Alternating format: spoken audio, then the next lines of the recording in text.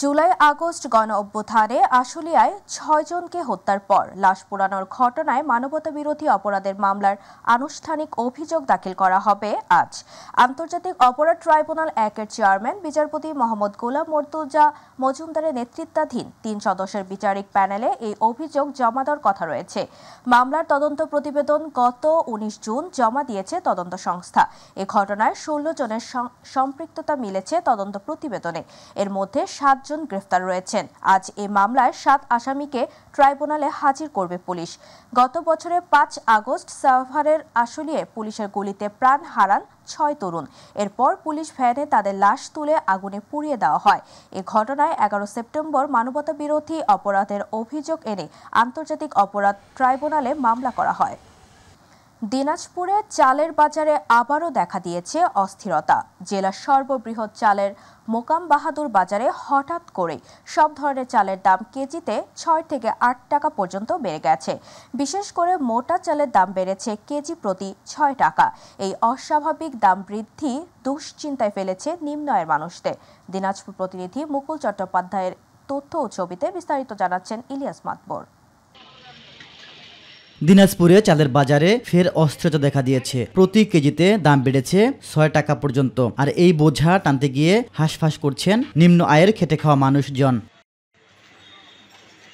ইরি বোরোর ভরা মৌসুম যখন বাজারে স্বস্তি থাকার কথা, ঠিক তখনই চালের এমন দাম বৃদ্ধি বিপাকে ফেলেছে খুচরা বিক্রেতাদের। প্রতিটা চালের দাম বেশি, এটা সরবরাহটা কম পাওয়ার কারণেই দামটা বেশি। সাধারণ মানুষের জন্য তো চালটা কেনা খুব বার্ডেন হয়েছে, কষ্টকর হয়ে যাচ্ছে। পাইকারদের ভাষ্য, মিল গেট থেকেই চাল কিনতে হচ্ছে আগের চেয়ে বেশি দামে, ফলে বাধ্য হয়ে বাড়তি দামে বিক্রি করতে হচ্ছে খুচরা পর্যায়ে। তারা মনে করেন এলসির মাধ্যমে চাল আমদানি করা হলে বাজারে কিছুটা হলেও ভারসাম্য ফিরতে পারে। চাল ক্রয় করতে এসে হতাশ ক্রেতারা বলছেন, বাজারে যথাযথ নজরদারি না থাকাতেই এক শ্রেণীর ব্যবসায়ী দাম বাড়িয়ে চলছে ইচ্ছে মতো। চাউলের দাম বেশি, সুমন স্বর্ণতে কেজিতে 10 টাকা বাড়ে গেছে, মিনিকেট চালের দাম বেশি। ইভেন যে গরিব মানুষ, আমরা কিভাবে চলবো? আমরা যে গরিব মানুষ, আমরা তো মোটা চালই খাই, কিন্তু কালকে চাল কিনতে যাই দেখি মোটা চাল কেজিতে আরো ৫০০ টাকা বেশি। অন্যদিকে মিল মালিকরা বলছেন, ধানের বাজারে লাগাম ছাড়া দামের কারণেই চালের দাম নিয়ন্ত্রণে রাখা যাচ্ছে না। ধান সরবরাহ যখন কম থাকে বা মার্কেটে, তখন অটোমেটিক ধানের দাম বাড়তি যখন হয়ে যায়, চালের দাম এমনিতেই বাড়ে আসে। এই পরিস্থিতিতে মাঠে নামে জাতীয় ভোক্তা অধিকার সংরক্ষণ অধিদপ্তর। যাতে একটা সহনীয় বা ন্যায্য মূল্যে চাল পায়, সেই জন্য আমরা কাজ করে যাচ্ছি। যদি কোনো অসাধু ব্যবসায়ী এই চালের বাজারে অস্থিরতা তৈরি করার চেষ্টা করে, তাহলে ভোক্তা অধিকার সংরক্ষণ অধিদপ্তর সেখানে জিরো টলারেন্স প্রদর্শন করবে। ভোক্তা অধিকার সংরক্ষণের অভিযান সাময়িক সচেতনতা তৈরি হলেও এর স্থায়ী সমাধান চায় ভোক্তারা। ইলিয়াস মাতবর, মাই টিভি। বর্জ্য ব্যবস্থাপনা না থাকায় ময়লা আবর্জনা শহরে পরিণত হয়েছে মৌলভীবাজারের জেলার জুড়ি উপজেলা। নির্দিষ্ট জায়গা না থাকায় প্রতিদিন যত্রতত্র ফেলা হচ্ছে ময়লা আবর্জনা। এতে প্রতিনিয়ত ছড়াচ্ছে দুর্গন্ধ। হুমকির মুখে পড়েছে পরিবেশ। প্রতিনিধি মনিরুল ইসলামের তথ্যচিত্রে আরও জানাচ্ছেন আতিকুর রহমান তিতাস। মৌলভীবাজার জেলার জুড়িতে যত্রতত্র ফেলা হচ্ছে ময়লা আবর্জনা। রাস্তাঘাট, অলিগলি, নদীর পার সহ যেখানে সেখানে বর্জ্য ফেলায় পুরো শহর যেন ময়লার ভাগাড়ে পরিণত হয়েছে। যেখানে সেখানে ময়লা ফেলার কারণে দিন দিন বিপজ্জনক হয়ে উঠছে চারদিকের পরিবেশ। ফলে চরম স্বাস্থ্য ঝুঁকিতে রয়েছে সাধারণ মানুষ সহ শিক্ষা প্রতিষ্ঠানের কোমলমতি শিশুরা। হাসপাতালের বর্জ্য, হোটেলের পচাবাসী খাবার, দোকানপাটের আবর্জনা সহ বিভিন্ন প্রতিষ্ঠানের ময়লা আবর্জনা শহরের প্রবেশমুখে ফেলা হচ্ছে অপরিকল্পিতভাবে। এসব ময়লার কারণে স্থানীয় ব্যবসায়ী ও পথচারীরা পড়েছেন চরম বিপাকে। দুর্গন্ধের জন্য আমাদের শরীর স্বাস্থ্য খারাপ হয়ে যেতেছে। আমরা এই ময়লার কারণে আমরা দোকানদারি করতে পারি না। আমার ৬-৭ জন মানুষ আছে, একজন না একজন ডেলি অসুস্থ হয়। রাস্তার আশেপাশে অনেক ময়লা আবর্জনা ফেলানো থাকে, তাই আমাদের যাতায়াতের জন্য খুব কষ্ট হয় এবং আমরা অনেক সময় এই দুর্গন্ধের কারণে আমরা অসুস্থ হয়ে যাই। এখানে অনেক ময়লা আবর্জনা ফেলানো থাকে, এগুলো অনেক দুর্গন্ধ। আমরা চাই এগুলো পরিষ্কার করা হোক। বর্জ্য ব্যবস্থার এমন চরম ভোগান্তি দেখে ক্ষোভ জানিয়েছেন পরিবেশবিদরা। তারা জানিয়েছেন, যেখানে সেখানেও নদীতে বর্জ্য ফেলার কারণে পরিবেশের বিপর্যয় সহ বাড়ছে দূষণ। আমরা যে পরিবেশ বিপর্যয় দেখতে পাচ্ছি, আমরা স্থানীয়ভাবে যেটা বলতে চাচ্ছি সেটা হচ্ছে জুড়ি নদীতে যে ময়লার ভাগাড় এবং বিশেষ করে রাস্তার আশপাশে যেভাবে পলিথিন নর্দমাতে ফেলা হচ্ছে, আমাদের ভবিষ্যৎ প্রজন্ম নিঃসন্দেহে এগুলো হুমকির সম্মুখীন। বর্জ্য ব্যবস্থাপনার বিষয়ে অচিরেই নেওয়া হবে সরকারি উদ্যোগ, জানিয়েছেন উপজেলা নির্বাহী অফিসার। যাদের ব্যক্তিগত জমি আছে তারা দান করতে পারবেন, তাহলে আমরা উপজেলার পক্ষ থেকে আমরা অবশ্যই এটা উদ্যোগ নিয়ে আমরা একটা ডাম্পিং স্টেশন করে দেবো, যাতে করে আমাদের উপজেলার এই ময়লা ব্যবস্থাপনা বা বর্জ্য ব্যবস্থাপনার একটা সুরাহা ঘটে। 2004 সালে জুড়ি উপজেলা ঘোষণার পর থেকে বিভিন্ন অবকাঠামোগত উন্নয়ন হলেও শহরের সৌন্দর্য রক্ষা ও পরিবেশ সংরক্ষণে এখনও নেই কোনো সরকারি উদ্যোগ। সাধারণ মানুষের প্রত্যাশা, অচিরেই যেন শহরের বাইরে ময়লা আবর্জনা ফেলার একটি নির্দিষ্ট জায়গা তৈরি করে উপজেলা প্রশাসন। আতিকুর রহমান তিতাস, মাই টিভি। হাজার বছরের ঐতিহ্য চলন বিলের মৃৎশিল্প, মাটির তৈরি তৈজসপত্রের চাহিদার কারণে এই জনপদের বিভিন্ন উপজেলায় গড়ে উঠেছিল কারিগরদের বাসস্থান, শতাধিক পালপাড়া। কালের বিবর্তনে সে ঐতিহ্য এখন অনেকটাই ম্লান। বাজার প্রতিযোগিতায় টিকতে না পেরে এই পেশা ছাড়ছেন নতুন প্রজন্মের অনেকেই। তারপরও নানা সংকটের মাঝেও এখনও অনেকেই মৃৎশিল্পের ঐতিহ্য ধরে রেখেছেন। প্রতিনিধি সনাতন দাসের প্রতিবেদন, বিস্তারিত জানাচ্ছেন জুবাইর রহমান। সিরাজগঞ্জের সলঙ্গা থানার সদরের পালপাড়া অতীতে গারুদহ নদীর তীরে এদের পূর্বপুরুষ বসতি স্থাপন করেছিলেন। গত শতাব্দীর ৮০ দশকেও শতাধিক পরিবার মৃৎশিল্পের সাথে জড়িত ছিল। কিন্তু বাজারে প্লাস্টিক পণ্যের দাপট, উপকরণ ও শ্রমিকের উচ্চ মূল্যের কারণে মাত্র ৪টি পরিবার কোনো মতে মৃৎশিল্প নিয়ে এখানে টিকে আছে। একই চিত্র দেখা গেছে অন্যান্য পালপাড়ায়। কাজ করে মাটি কেনা লাগে, মানে জীবন চলে, চলে যায়, বুঝছেন, পোষায় না, ওই পোষণ লাগে, কাজ করে খাওয়া লাগে। মৃৎশিল্প কাজই করি, এখন পুঁজিও নাই যে কোনো ব্যবসা বাজারে এখন প্লাস্টিক, মেলামাইন, সিরামিক, স্টিল ও অ্যালুমিনিয়ামের পণ্যের দাপট। এছাড়াও শ্রমিক ও উপকরণের দাম বৃদ্ধি পাওয়ায় মৃৎশিল্পের উৎপাদিত তৈজসপত্রের কদর কমে গেছে, যার ফলে লোকসান গুনতে হয় প্রতিনিয়ত। আগে যে অল্প দাম ছিল কিন্তু ব্যবসা মোটামুটি ভালো ছিল, মাটি কেনা লাগতো না, ঘরে যাওয়া বেশি কেনা লাগতো না। এখন সব জিনিসের দামও বেশি, কেনাও লাগে। আমার 3টা মেয়ে, আমার এই কাজ করে আমার চলে না সংসার। এই অ্যালুমিনিয়াম অনেক ধরনের পাতিল ভরে আমাদের ব্যবসা মানে অনেক খাটাতে পেরে। সিরাজগঞ্জ বিসিক কর্মকর্তা জানান, এ বিষয়ে তাদের পরিকল্পনা রয়েছে। ইতোমধ্যে বিসিকের পক্ষ থেকে অনেককেই প্রশিক্ষিত করা হয়েছে। বিসিক বিভিন্ন ধরনের যে প্রশিক্ষণ কর্মসূচি রয়েছে, সেই প্রশিক্ষণ কর্মসূচিগুলো কিন্তু পরিচালনা করে আসছে। তাছাড়া বিসিকের যে ঋণ কর্মসূচি রয়েছে, সেই সহজ শর্তে সেই ঋণ কর্মসূচিগুলো গ্রহণ করে তারা কিন্তু আর্থিক সহযোগিতা দিতে পারবে। কারিগররা যদি উন্নত প্রশিক্ষণ ও সরকারি ঋণ সুবিধা পায়, তাহলে নতুন আঙ্গিকে ঘুরে দাঁড়াতে পারবে এ শিল্প, এমনটাই মনে করেন পালপাড়ার মানুষেরা। জুবাইর রহমান, মাই টিভি নিউজ। রাজধানীর দেয়ালে দেয়ালে গ্রাফিতিতে ফুটে উঠেছে নতুন বাংলাদেশের গল্প, যে গল্পে ঠাঁই পেয়েছে সাম্প্রদায়িকতা ও হানাহানি মুক্ত সমাজের চেতনা, ঠাঁই পেয়েছে ফ্যাসিবাদ মুক্ত স্বাধীন ও রঙিন এক রাষ্ট্র কাঠামোর। জুলাই আগস্টের ছাত্র জনতার অভ্যুত্থানে ও বিপ্লব পরবর্তী সময়ে দেওয়ালে গ্রাফিতি ও কথামালা মানুষের চিন্তার জগতে বড় প্রভাব রেখেছে। সংশ্লিষ্টরা মনে করছেন, এমন গ্রাফিতি ও কথামালা এখন ইতিহাসের অংশ হয়ে থাকবে। তাপস চন্দ্র দাসের ক্যামেরায় আবু সাইদ অপুর বিশেষ রিপোর্ট।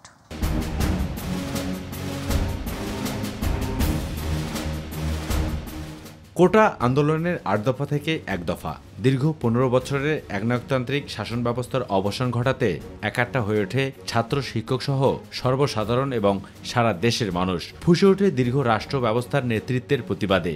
অবশেষে ২০২৪ সালের ৫ আগস্ট পতন ঘটে স্বৈরাচারী সরকার শেখ হাসিনার। দেয়ালেরও কান আছে, এ বাক্যটি আমরা ছোটবেলা থেকেই শুনে আসছি। সত্যি যেন দেয়ালেরও শুধু কানই নয়, তার চোখ, মুখ এবং অবয়ব আছে, তার ভাষাও আছে। দেয়াল কষ্টে, বিষণ্ণতায়, আনন্দ, বেদনার প্রতিবাদের ভাষা হয়ে ফুটে ওঠে। দেয়ালের চিত্রশিল্প কতটা ভূমিকা রাখতে পারে জুড়ে জুড়ে চলা আন্দোলনে, সেটাও দেখা গেছে। ফলে আন্দোলন গতি প্রাপ্ত হয়েছে।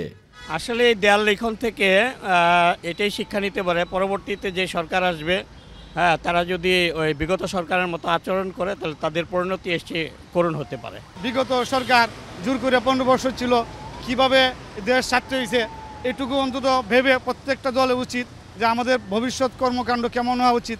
দীর্ঘই শাসন আর বঞ্চনার অবসান ঘটাতে শিক্ষার্থীদের সঙ্গে যোগ দেয় নানা পেশার বয়সের মানুষ।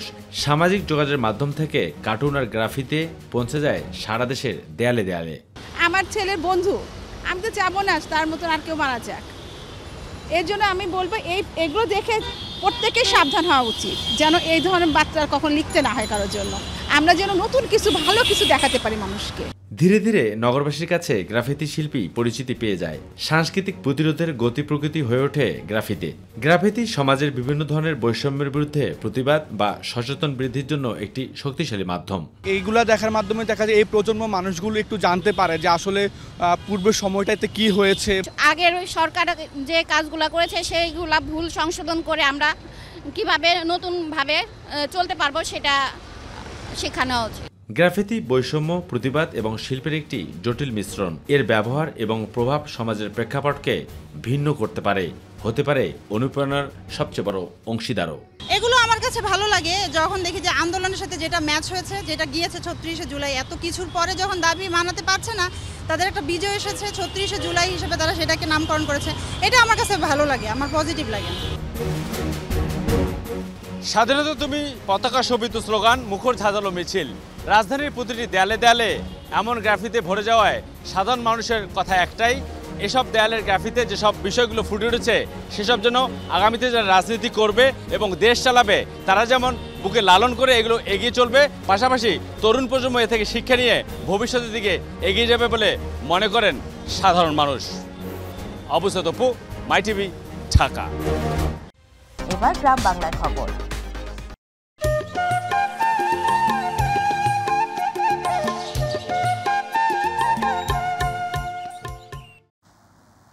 দিনাজপুরের পার্বতীপুরে নিয়ম বহির্ভূতভাবে দীর্ঘদিন যাবৎ গ্যাস সিলিন্ডার মজুত করে আসছেন কিছু অসাধু ব্যবসায়ী। সংশ্লিষ্টদের নজরদারির অভাবে যত্রতত্র রাখা এসব সিলিন্ডার বিস্ফোরণের মতো বড় ধরনের দুর্ঘটনার আশঙ্কায় দিন দিন বেড়েই চলেছে। চাহিদা বেশি থাকায় বাড়তি লাভের জন্য আবাসিক এলাকায় দোকান ঘর ভাড়া নিয়ে দাহ্য এসব গ্যাস সিলিন্ডার গোডাউনজাত করছেন ব্যবসায়ীরা। এতে হুমকির মুখে পড়েছে আশপাশের ব্যাংক, বিমা, বিভিন্ন ব্যবসা প্রতিষ্ঠান ছাড়াও কয়েকশো পরিবারের মানুষ। দ্রুত সময়ের মধ্যে সিলিন্ডারের এসব গোডাউন আবাসিক এলাকা থেকে সরিয়ে নেওয়ার পাশাপাশি জড়িতদের বিরুদ্ধে প্রয়োজনীয় ব্যবস্থা গ্রহণের দাবি জানিয়েছেন সংশ্লিষ্টরা। এটা যদি বিস্ফোরণ হয় তাহলে বাজারটা পুরোটা নিশ্চিন্ন হয়ে যাবে। এই গোডাউনটা থাকার কারণে আসলে আমরা সঠিকভাবে কাজ করতে পারি না, সবসময় ঝুঁকিপূর্ণ অবস্থা থাকি, কখন কে জানি একটা বিপদ আপদ ঘটতে পারে। তো আসলে এটা এখান থেকে সরানোর যদি ব্যবস্থা করা হয় আইনগত ব্যবস্থা অনুযায়ী তাহলে আমাদের জন্য অনেক ভালো হয়। দিনাজপুরের পার্বতীপুরে অবস্থিত দেশের একমাত্র উৎপাদনশীল মধ্যপাড়া পাথর খনিতে ঠিকাদারি প্রতিষ্ঠান জিটিসির অধীনে কর্মরত 4 শ্রমিক ছাঁটাইয়ের প্রতিবাদে অবস্থান ধর্মঘট শুরু করেছেন শ্রমিকেরা। মধ্যপাড়া গ্রানাইট মাইনিং শ্রমিক কল্যাণ সমিতির উদ্যোগে সকাল 7টা থেকে খনি প্রধান ফটকের সামনে অবস্থান নিয়ে এই কর্মসূচি পালন করেন তারা। এ সময় খনি শ্রমিক শফিকুল ইসলাম, হাসান আলী, সিরাজুল ইসলাম সহ কয়েকশো শ্রমিক উপস্থিত ছিলেন। ছাঁটাইকৃত শ্রমিকদের পুনর্বহাল না করা পর্যন্ত এই কর্মসূচি অব্যাহত রাখার কথা জানিয়েছেন তারা।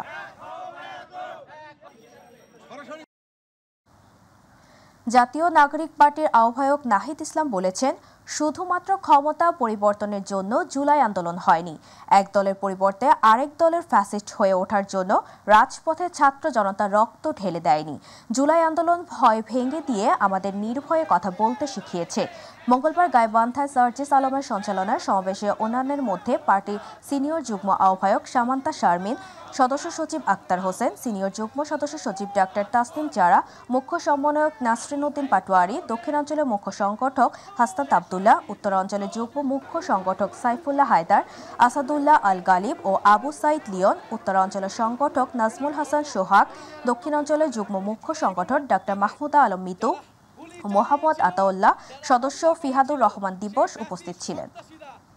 এখনো বিভিন্ন জায়গায় তাদের নেতৃত্বে এই নতুন বাংলাদেশে গাইবান্ধার সাদুল্লাপুরে দেশ গড়তে জুলাই পদযাত্রায় জুলাই অভ্যুত্থানে বিপ্লবীদের সাদুল্লাপুর উপজেলায় আগমন উপলক্ষে জাতীয় নাগরিক পার্টির এনসিপির পথসভা অনুষ্ঠিত হয়েছে।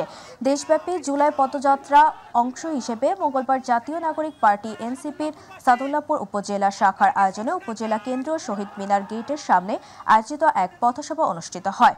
এ সময় উপজেলা বিভিন্ন ইউনিয়ন থেকে আগত নেতাকর্মী ও উৎসুক সাধারণ জনতার উপস্থিতিতে জুলাই পদযাত্রায় অংশ নেন এনসিপি কেন্দ্রীয় আহ্বায়ক নাহিদ ইসলাম, সদস্য সচিব আক্তার হোসেন, উত্তরাঞ্চলের মুখ্য সংগঠক সার্জিস আলম, দক্ষিণাঞ্চলের মুখ্য সংগঠক হাসনাত আবদুল্লাহ, কেন্দ্রীয় সদস্য ফিয়াদুর রহমান দিবস সহ উপস্থিত অন্যান্য কেন্দ্রীয় নেতাকর্মীবৃন্দ।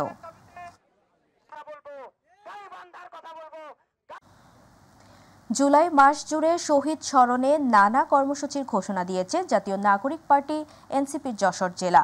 শহীদের কবর জিয়ারত, দোয়া মাহফিল, বৃক্ষরোপণ, গ্রাফিতি কর্মসূচি ও ভিডিও চিত্র প্রদর্শনীর মধ্য দিয়ে মাসব্যাপী নানা আয়োজনের সূচনা করেছে দলটি। মঙ্গলবার যশোর জেলার 4 জন শহীদের পরিবারের সঙ্গে সাক্ষাৎ করে তাদের কবর জিয়ারতের মাধ্যমে কর্মসূচির আনুষ্ঠানিক উদ্বোধন করেন এনসিপি নেতাকর্মীরা। পরে শহীদের স্মরণে বিভিন্ন স্থানে বৃক্ষরোপণ করা হয়। এছাড়া শহীদদের আত্মার মাগফিরাত ও আহতদের সুস্থতা কামনায় যশোর জেলার বিভিন্ন মসজিদে বাদ আসর দোয়া মাহফিলের আয়োজন করা হয়।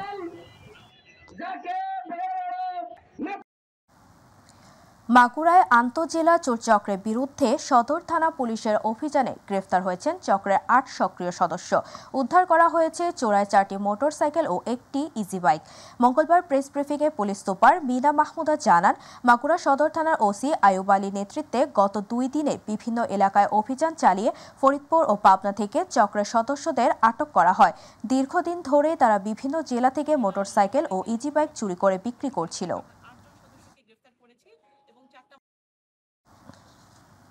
মাগুরার শ্রীপুর উপজেলা কৃষি অফিস চত্বরে মঙ্গলবার কৃষক কৃষানী ও শিক্ষার্থীদের মাঝে বিনামূল্যে বীজ, সার ও কৃষি উপকরণ বিতরণ করা হয়। প্রণোদনার আওতায় ছিল রোপা আমন, শাকসবজি, পেঁয়াজের বীজ, তাল, বেল, জাম ও নিম গাছের চারা। উপজেলা নির্বাহী কর্মকর্তা রাখি ব্যানার্জির সভাপতিত্বে অনুষ্ঠানের প্রধান অতিথি ছিলেন জেলা প্রশাসক ওহিদুল ইসলাম। এছাড়া উপস্থিত ছিলেন কৃষি সম্প্রসারণ অধিদপ্তরের উপপরিচালক তাজুল ইসলাম এবং উপজেলা কৃষি কর্মকর্তা হুমায়ুন কবির।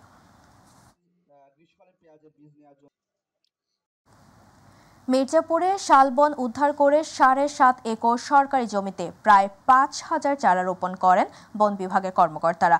উদ্ধার হওয়া জমি উপজেলার বাসতোল রেঞ্জ অফিসের অধীনে কুড়িপাড়া বিট অফিস এলাকায় অবস্থিত দাঁতভাঙ্গা চালা গ্রামে। এলাকায় উপজেলা প্রশাসন, যৌথ বাহিনী ও বন বিভাগের কর্মকর্তা অভিযান চালিয়ে দখল হওয়া জমি উদ্ধার করে চারা রোপণ করেন। টাঙ্গাইল বন বিভাগের কর্মকর্তাদের পরিচালনায় উপস্থিত ছিলেন উপজেলা নির্বাহী অফিসার ABM আরিফুল ইসলাম, সহকারী বন সংরক্ষণ টাঙ্গাইল দক্ষিণ আবু সালহে, বাসতোল রেঞ্জ কর্মকর্তা শাহিনুর রহমান।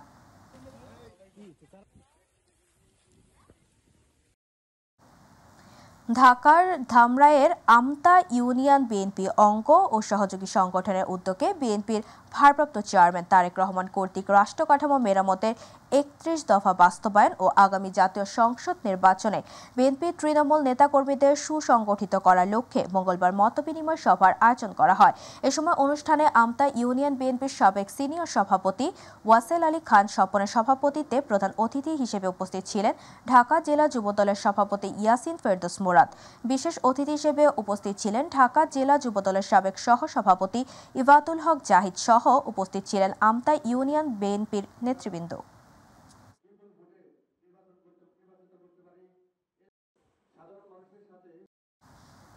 কুষ্টিয়ায় জুলাই বিপ্লবের শহীদ ও আহতদের স্মরণে আলোচনা সভা ও দোয়া অনুষ্ঠিত হয়েছে।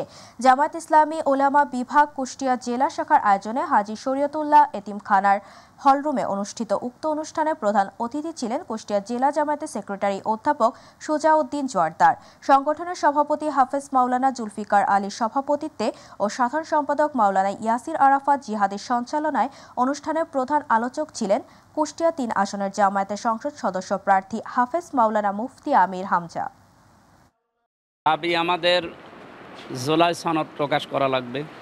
36শে জুলাই যারা জীবন দিল এই মানুষগুলোর যে আকাঙ্ক্ষা, বিশেষ করে ওই জাক্কিহিম সংস্কার করা লাগবে, শুদ্ধিকরণ বা যে পবিত্রকরণ, যেটা কোরআনে কারিমের ভাষা।